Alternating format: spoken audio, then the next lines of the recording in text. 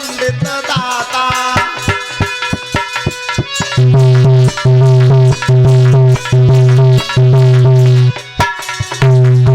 धर्म परायण सोई कुल त्राता और राम चरण जाकर मन राता।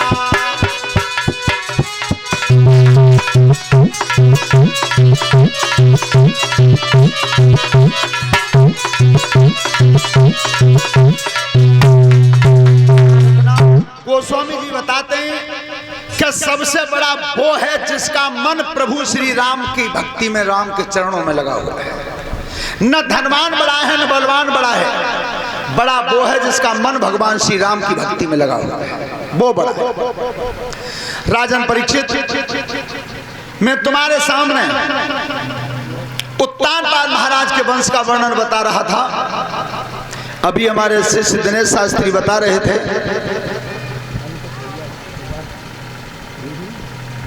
और भजन पे देखो नाचू भवे, फिर हमारे मुनेश चाचा बुरी लग जाए, भैया नाच तो एक ही जने को जा, गांव में नाच को ही ले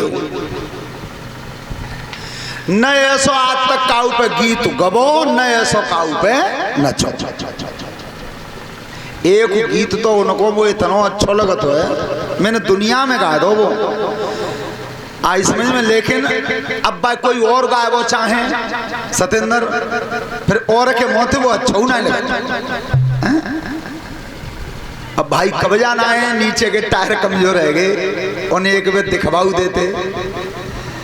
ध्यान रखना उस समय जब ध्रुव जी ने तपस्या की और तप के बल पे, ध्यान रखना ये तप के जो दो अक्षर हैं, ये जिस समय इस दुनिया में सबसे पहला शब्द गूंजा था तो ये दो ही अक्षर बन के आए थे, तप। श्रोता बंधु, आज भगवान विष्णु स्वयं चल करके ध्रुव जी के पास आए, तब ध्रुव जी से कहा कि तुम्हारी इच्छा हो सो मांग लो, क्या मांगना चाहते हो। लेकिन ध्यान रखना, ध्रुव ने संपत्ति नहीं मांगी, राजयोग नहीं मांगा, मांगा तो ये मांगा कि प्रभु थोड़ी देर आप मेरी महतारी के घर तक चलिए। तो आज ध्रुव जी आए हैं। उस समय जब मौसी ने दर्शन किया था भगवान का, तब मन में अब अभिलाषा कर रही है कि अगली बार अगर मेरे बेटा पैदा हो तो ऐसा। श्रोता बंधु, जब अपनी महतारी के पास लेकर के पहुंचे, उस समय तक मां ध्रुव के लिए रोती रोती अंधी हो चुकी थी। लेकिन वो कैसा भक्त था और कैसी भक्ति थी कि जिस समय ध्रुव ने और सीधा हाथ महतारी के नेत्रों पर रखा है, उस समय चमत्कार क्या हुआ था। सोनो ऋषि धरि ध्यान, अरे हाथ जवन ननु पैरे धारो।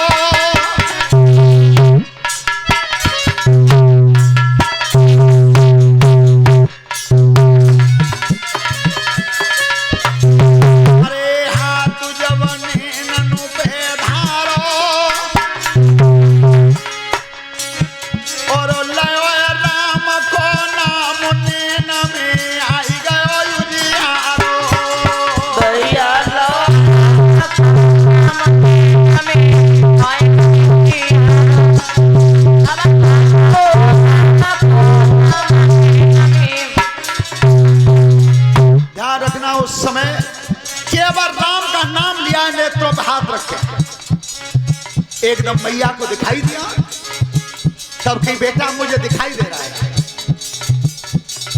श्रोता बंधु, अब भगवान स्वयं कह रहे हैं, बेटा ध्रुव से कहते हैं अपने लिए तो कुछ मांगा ही नहीं, मांग ले, क्या मांगना चाहता है। प्रभु मुझे कुछ नहीं चाहिए, मुझे केवल तुम्हारा दर्शन हो गया, ये सबसे बड़ी संपत्ति है। लेकिन तू मांग नहीं रहा, फिर भी मैं तुझे आज वो दूंगा जो मैंने अब तक किसी को नहीं दिया। ध्रुव, 36,000 वर्ष तुम राज करोगे अयोध्या में, 36,000। और जिस समय इस दुनिया को छोड़ करके जाओगे,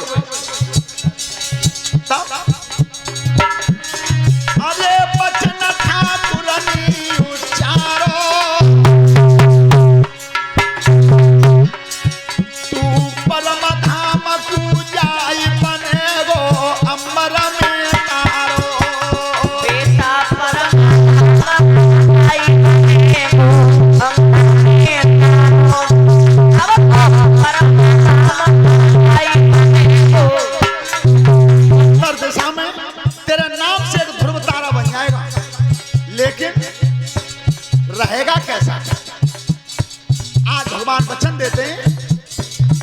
अरे जब तक सूरज चांद रही तेरो रूप मिटे रोहना भाई गिरे देखी जगह तजी आरो धुरब हिले रोना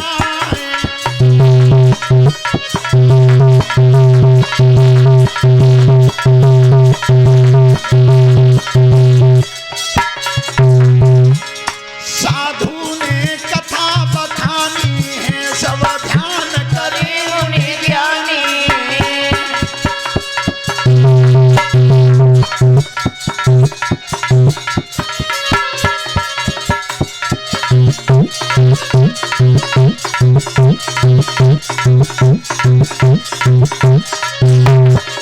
और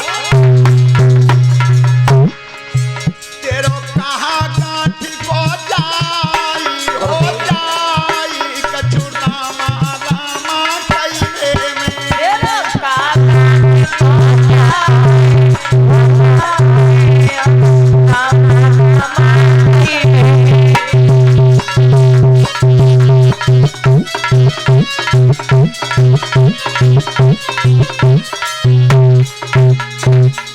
भगवान चले गए हैं। ध्रुव को कितना बड़ा ऊंचा स्थान मिला था।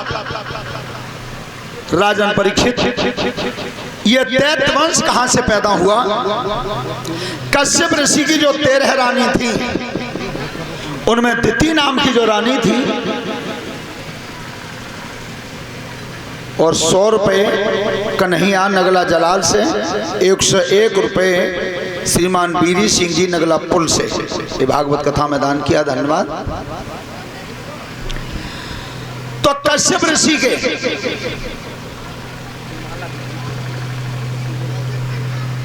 जो 13 रानी थी वो सबसे छोटी रानी थी जिसका नाम था दिति। दिति के कोई संतान नहीं पैदा हुई तो अपने पति को जंगल में जाने से रोका।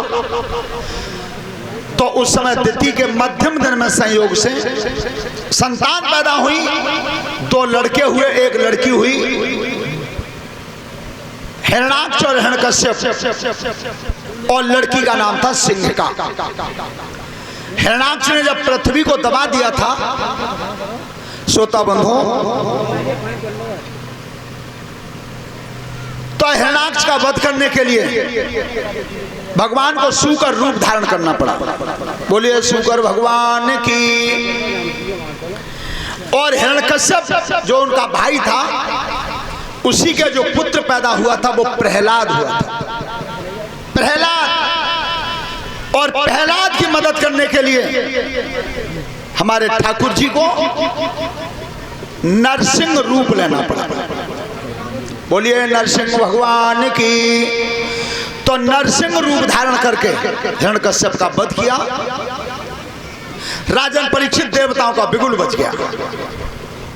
देखिए, थोड़ी देर पहले हमारे शिष्य बता रहे थे दिनेश शास्त्री के, एक छोटा सा भी कर्म अच्छा तारण कर सकता है, लेकिन बने तो अच्छा हो जाए। आपने देखा होगा जिस समय सागर पे हमारे प्रभु श्री राम ने जो पुल बांधा था 400 कोस 100 योजन, तो जिस समय पुल बांधा जा रहा था तो सब बानर पर्वत पत्थर ढो ढो के ला रहे थे, उस पर राम लिखा गया। और वो पत्थर जब पानी में रखा गया, पत्थर पानी पे तैर गया। तो वहां एक गिलहरी घूम रही थी। तो गिलहरी ने एक चुकट्टी भरने एक मिट्टी उठाई और शरीर में घुमाई। ध्यान रखना, मिट्टी में लोटी है।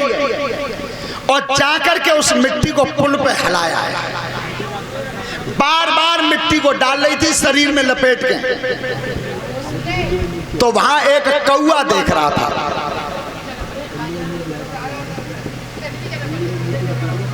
जनरेटर बहुत आवाज आता है।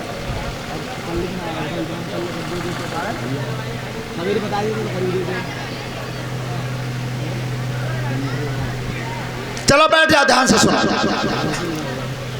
एक कौआ और उस गिलहरी के इस कर्म को देख रहा था। तो कौआ ने पूछा गिलहरी से कि गिलहरी का पागल है गई है जे इतने इतने भारी वो तो पुल में लगा रहे जा रहे हैं, तेज चुकट्टी पर मट्टी ते का पुल बन जावे हो। देखिए गिलहरी का जवाब क्या है कि कौआ सुन, तेरी बुद्धि तेरे पास तक है और मेरी बुद्धि मेरे पास तक है। विचार करना, एक गिलहरी कौआ को समझा रही है, अरे भगवान के नाम के पीछे जीव एक दूसरे को समझा गए, इंसान इंसान की समझाने की बात को नहीं मानना है। इंसान इंसान की बात को नहीं मानना है। तो अब गिलहरी ने कही कि कौआ सुन, मैं मिट्टी इसलिए नहीं डाल रही हूं कि मेरी मिट्टी के डालने से ये पुल बन जाएगा। मैं मिट्टी इसलिए डाल रही हूं। देखिए गिलहरी का जवाब कितना सुंदर था। अगर वो गिलहरी का जवाब आपको सुंदर लगे तो सब मिलके ताली बजाना। गिलहरी ने कही, अरे कौआ, जिस दिन आगे चल के ये त्रेता में जो अवतार हुआ भगवान राम का, भगवान प्रभु श्री राम का जिस दिन इतिहास लिखा जाएगा, उस दिन उस इतिहास में जा गिलहरी का नाम संग आएगा। मैंने इसलिए मिट्टी डाली है। तो कितना बढ़िया कर्म बनाया उसने। हालांकि उसके कुरने से कुछ नहीं होता। उसी समय मेरे प्रभु श्री राम ने उस गिलहरी को हाथ में उठाया और गोद में उस गिलहरी के ऊपर प्यार से ये 3 उंगली घुमा दी। वो आज तक 3 उंगली भगवान राम की दिखाई देती हैं। तो आप अच्छा कर्म करके तो देखिए, अच्छा कर्म करके देखिए, आपको ऐसा नहीं हो सकता कि फल ना मिले। हिरण्यकश्यप को नरसिंह रूप धारण करके मारा था। श्रोता बंधु, जिस समय देवराज इंद्र के दरबार में एक बार जब परशुराम गए थे, परशुराम 4 कला से अवतार थे, और जब परशुराम जाकर के आसन पर बैठे थे, एक बात ध्यान से सुनना, कभी भी संत का अगर सम्मान न कर पाओ तो साधु का अपमान मत करना। तो परशुराम जी 4 कला से अवतार थे, और जिस समय जाकर के देवराज इंद्र के आसन पे विराजमान हुए थे देवलोक में, तो उनकी जो एक अप्सरा थी उर्वशी, उस उर्वशी ने परशुराम, ध्यान रखना, अपमान कर दिया था, अपमान कर दिया था। तो जिस अपमान क्यों किया गया? जब दुनिया में 2 ही ब्रह्मचारी हुए, सबसे बड़े ब्रह्मचारी 2 हुए। कौन कौन? सबसे प्रथम थे परशुराम जी, और दूसरे नंबर पर थे गंगा पुत्र भीष्म। इनके बराबर का ब्रह्मचारी कोई हुआ ही नहीं, दोनों के बराबर। तो परशुराम के ऊपर एक साड़ी का पल्लू गिरा गई थी। बस उसी समय क्रोध में आ गए थे, और तब परशुराम ने देवराज इंद्र से कहा था, देवलोक क्या हाथ उठाई की कही दई, ऐसो का समझो दीन, अपमान संत को कर दो, सब है जाऊ धनते ही नहीं। तुम्हारा देवलोक बिल्कुल हीन हो जाएगा। जब देवताओं को यह शाप लगा था परशुराम का, जब कुछ नहीं बचा और देवता बिल्कुल बेबस हो गए थे, और तब भगवान विष्णु के सामने समस्त देवता हाथ जोड़ के खड़े हुए, और तब बोले सब देवता, क्या हाथ जोड़ के कह दई, और देव करे प्रणाम, युक्ति कौन सी होगी, पाप सहे जाए धन धाम है। महाराज कुछ नहीं बचा, बिल्कुल देवलोक श्रीहीन हो गया है परशुराम जी के श्राप से। तो अब हमारे पास कुछ नहीं है। तो भगवान कहते हैं कि तुम्हें एक काम करना होगा। कौन सा? अरे तब हरिणी गिरा सुनाई,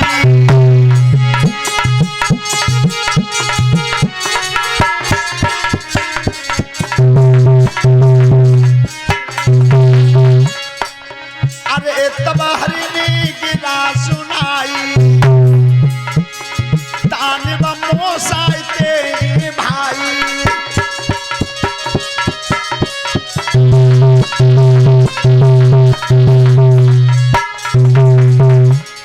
ये दानव जितने हैं, देवता ध्यान से सुनो, एक महतारी से तुम जन्मे हो और एक महतारी से राक्षस जन्मे। ये तुम्हारे सगे मौसाते भाई हैं। तो एक काम कर दो, कौन सा? प्रेम में देखी अब बुलवाओ और सागर मंथन को करवाओ।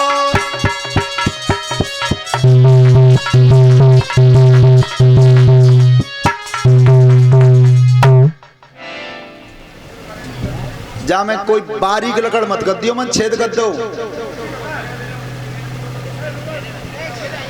एक बड़ी लकड़ तो खिलाई ना सके तो ना कोई बड़ो बांस ले सको। चलो चलो चलो कर देंगे वो। तब भगवान ने विचार किया कि तुम ऐसा करो, सागर मंथन करवाओ। और सागर मंथन में एक काम करना होगा कि समझौता करना होगा तुम्हें, क्योंकि देवता और दानव ये आपस में सगे मौसाते भाई हैं। जो निकले सामग्री जो निकले अच्छी अच्छी उसका बंटवारा कर लेना, ठीक है महाराज। तो सागर मंथन अगर हम करवाएं तो जब दो चीज की जरूरत पड़ेगी, गाय की, एक तो जरूरत पड़ेगी रई की। देखो दूध मत होते हैं तो रई तई तो मत हो जाते। और दूसरी जरूरत पड़ेगी रस्सी की, ताती क्या कहते हैं, नोती कहते हैं, क्या कहते हैं, उसकी जरूरत पड़ेगी। तो महाराज इतने बड़े सागर को मंथन करने के लिए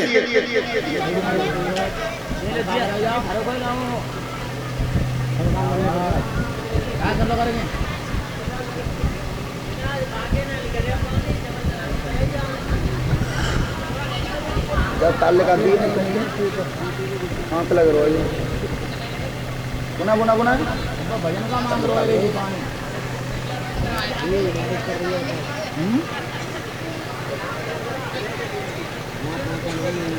ऐसो बिजू का पालो, सब बालक बाई लग देख रहे हैं कि कहूँ मैं ऊपर न गिर पड़े।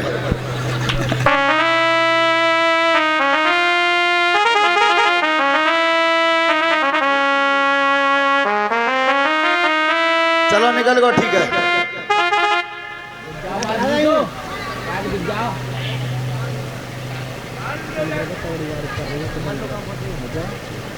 और जय इतो ही कर दो शाम को के जब तिरपाले खींच के उतर रस्सी ते बांध दो तो जितनी ढीली रह गई है ना जो पानी भरे वहां में